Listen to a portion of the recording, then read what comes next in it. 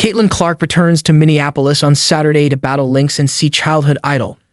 Caitlin Clark of the Indiana Fever returns to Minneapolis on Saturday to face the Minnesota Lynx. That'll be Clark's second professional game in Minnesota.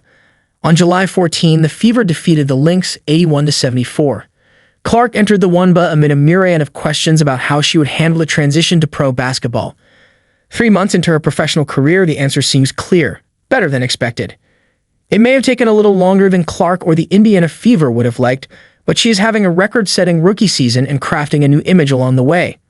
The #1 draft pick entered the league out of Iowa, known for her record-breaking cost scoring, and particularly those long three-pointers. Now she has assist records. "I've always been able to see something happen before it happens," Clark said recently after the Fever defeated Phoenix and completed their first season sweep of any team since 2020. "I think, Kelsey Mitchell, can tell now when I want her to go back door, when I want her to cut off the ball or anything like that. It's that chemistry you get when you're used to playing with one another. It's taken time, but I think we're really starting to get it down. Anyone who has watched, and yes, millions of fans are continuing to tune in, can see the difference." After stumbling out of the gate, the Fever opened this season with 9 games in 16 days, losing 8 of them with Clark scrambling to learn the playbook and how to fit in. Her turnovers outnumbered her assists, and there were more questions than answers as frustration appeared to creep into the mix. Since then, Indiana has rebounded by going 12-7, solidifying its playoff position, and all the angst has been replaced by smiles and high fives. It's not by happenstance. Clark challenged during Olympic break. The compressed schedule between the end of Clark's college season and the start of the WNBA season didn't give Indiana much time to practice, or for the players to learn one another's nuances. So during the month-long Olympic break, Coach Christie Sides changed the practice routine and challenged Clark.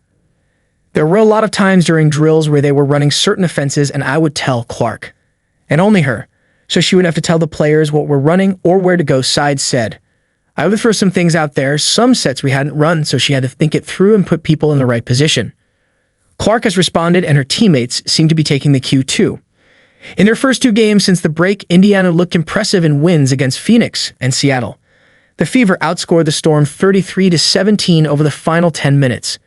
Mitchell is 11 of 21 on threes and has 55 points since the restart, while Lexi Hull had a season-high 22 points and went 6 of 7 on threes in her last game.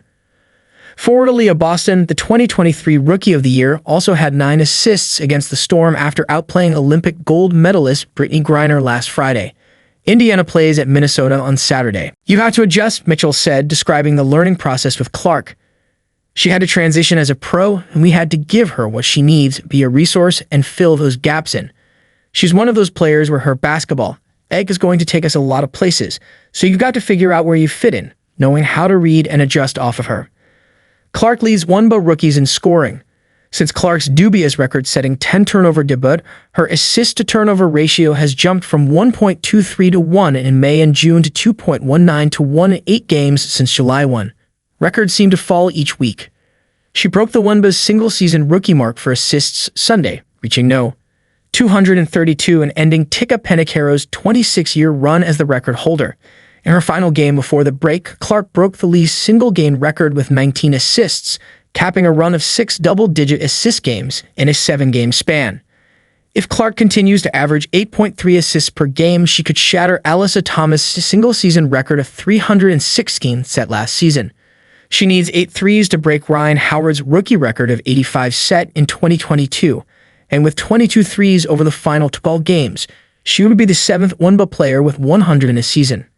In addition to the assists, Clark is the league's highest-scoring rookie at 17.8 points a game. Clark, Fever most watched in WNBA.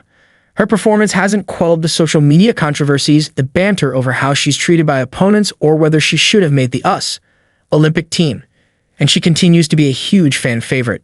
The Fever lead the league in both home attendance, 16,956, and road attendance, 15,306. Clark is still must-see Tev too. The game Friday night on Ion drew 1.21 million, nearly 3 times as many viewers as the Connecticut-Dallas game on the same network that night. The Fever game Sunday on ABC drew 2.23 million viewers, a sharp uptick from 2 games in a rare Seavers broadcast on Saturday. New York-Las Vegas attracted 874,000 viewers, while Minnesota-Washington had 577,000.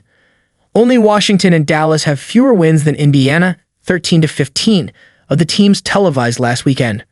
What's scary for opponents, Clark and her teammates are still getting to know each other.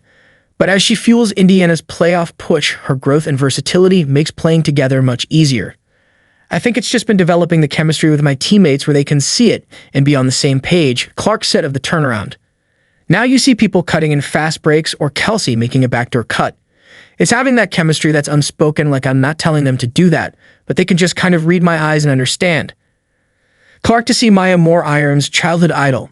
After Saturday's game, the Lynx will retire the jersey of Maya Moore-Irons, who was drafted by the team in 2011 and helped lead the team to 4 WNBA championships. Growing up in Iowa, Clark was a Lynx fan and Moore-Irons was her favorite player. Moore-Irons also won 2 Olympic gold medals. She stepped away from basketball in 2019 to help her now husband, Jonathan Irons, win his release from prison and officially retired last year.